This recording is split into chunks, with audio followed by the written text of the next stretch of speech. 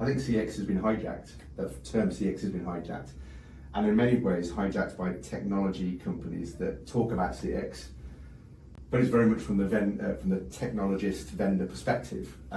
So you kind of go on, they're a SaaS platform, but they're talking about we've got CX this and CX that. Mm-hmm. And really, the cynic says, well, you're just interested in selling us licenses or technology into the platform.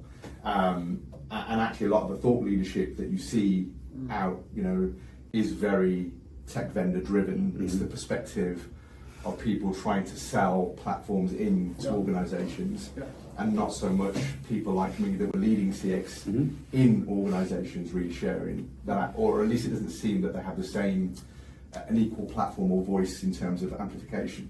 So when somebody says CX has been hijacked by tech vendors, somebody like me sitting there saying that to you, what's your take on it? How do you feel about it? I would say there's probably a grain of truth to it. But for several reasons. One is there's a lot of markets that historically have been adjacent, and no one was really super excited to claim they were part of a contact center market, right? It didn't have that sexy name. It didn't have this kind of real glamorous appeal.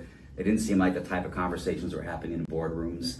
So like ticketing platforms and CRM platforms and other, adjacent just didn't really you do you and we'll do us and we'll coexist forever.